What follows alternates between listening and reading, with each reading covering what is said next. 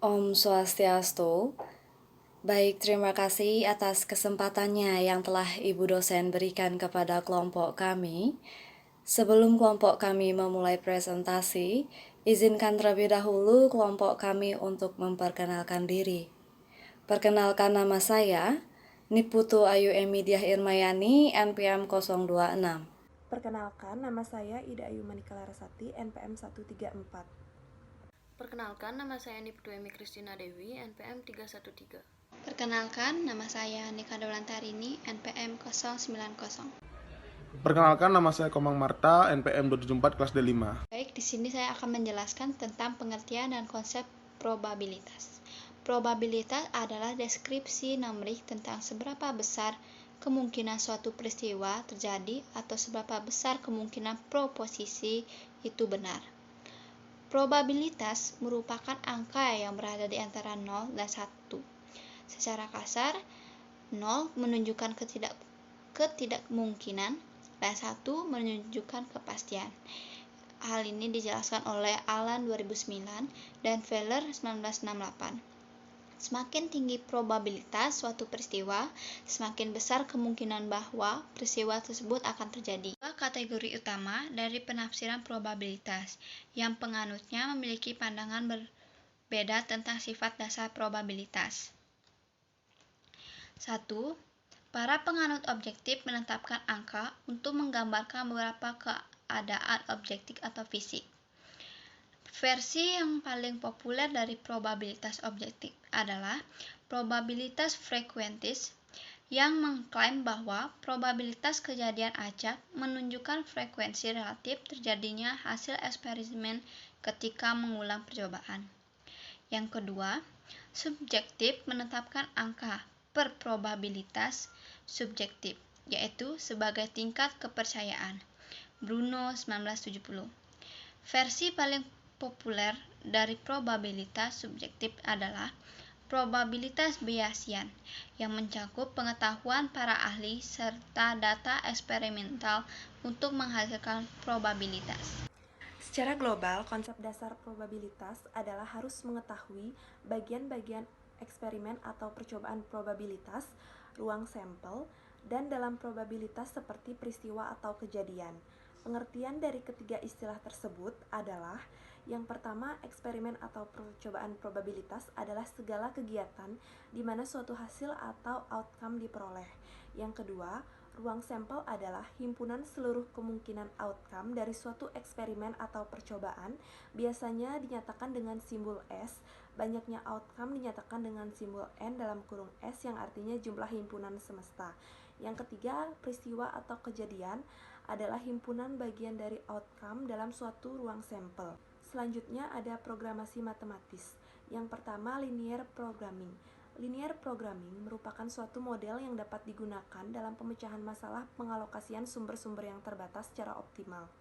Masalah tersebut timbul apabila seseorang diharuskan untuk memilih atau menentukan tingkat setiap kegiatan yang dilakukannya, di mana masing-masing kegiatan membutuhkan sumber yang sama sedangkan jumlahnya terbatas. Yang kedua ada model linear programming. Model matematis perumusan masalah umum pengalokasian sumber daya untuk berbagai kegiatan disebut dengan model linear programming atau yang disingkat LP. Model LP ini merupakan bentuk dan susunan dari dalam menyajikan masalah-masalah yang akan dipecahkan dalam teknik LP. Dalam model LP dikenal dua macam fungsi. Yang pertama ada fungsi tujuan atau objective function, dan yang kedua ada fungsi-fungsi batasan atau constraint function. Asumsi-asumsi dasar linear programming. Asumsi-asumsi dasar linear programming dapat diperinci sebagai berikut.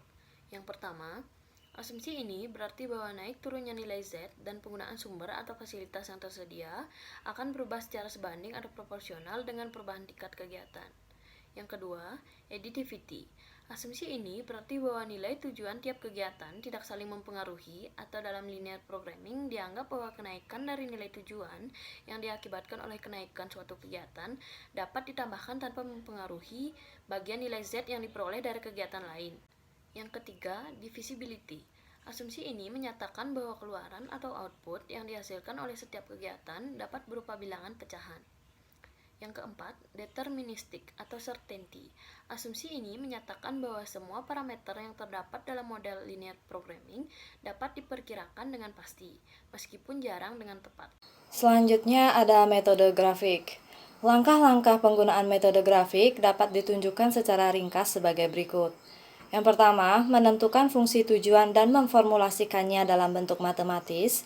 Yang kedua, mengidentifikasi batasan-batasan yang berlaku dan memformulasikannya dalam bentuk matematis. Dan yang ketiga, menggambarkan masing-masing garis fungsi batasan dalam satu sistem salib sumbu. Dan yang terakhir, mencari titik yang paling menguntungkan atau optimal yang dihubungkan dengan fungsi tujuan. Kemudian ada beberapa hal lain dalam metode grafik. Yang pertama ada masalah minimisasi. Jika fungsi tujuan bersifat minimisasi, maka alternatif yang optimal adalah alternatif yang dapat meminimumkan nilai Z. Kemudian yang kedua, fungsi batasan bertanda lebih besar atau sama dengan. Apabila fungsi batasan tidak bertanda lebih kecil atau sama dengan, melainkan bertanda lebih besar sama dengan, maka arah daerah visible akan berada di sebelah kanan atas garis batas tersebut. Kemudian yang terakhir, fungsi batasan bertanda sama dengan. Apabila fungsi batasan bertanda sama dengan, maka daerah visible akan terletak pada garis yang memiliki tanda tersebut. Solution. Solution adalah jawaban akhir dari suatu masalah. Yang kedua adalah feasible solution. Feasible solution adalah penyelesaian yang tidak melanggar batasan-batasan yang ada. Ketiga, no feasible solution. No feasible solution berarti tidak ada daerah feasible, artinya apabila sifat atau letak batasan-batasan sedemikian rupa sehingga tidak memungkinkan terdapatnya daerah atau alternatif yang feasible. Yang keempat, optimal solution. Optimal solution adalah feasible solution yang memiliki nilai tujuan. Yang kelima ada multi optimal solution. Multi optimal solution berarti terdapatnya beberapa alternatif optimal dalam satu masalah. Yang keenam adalah boundary equation. Boundary equation terjadi apabila suatu batasan dengan tanda sama dengan. Yang ketujuh, corner point feasible solution. Corner point feasible solution adalah feasible solution yang terletak pada sudut antara dua garis. Yang kedelapan ada corner point invisible solution. Titik ini adalah titik yang terletak pada potongan dua garis tetapi di luar daerah visible. Yang kesembilan adalah no optimal solution. No optimal solution terjadi apabila suatu masalah tidak mempunyai jawaban atau penyelesaian optimal. Sekian presentasi dari kelompok kami. Jika ada kesalahan kata, mohon dimaafkan. Waktu saya kembalikan kepada Ibu dosen. Akhir kata saya ucapkan para mesanti, Om Santi Santi Santi Om. Terima kasih.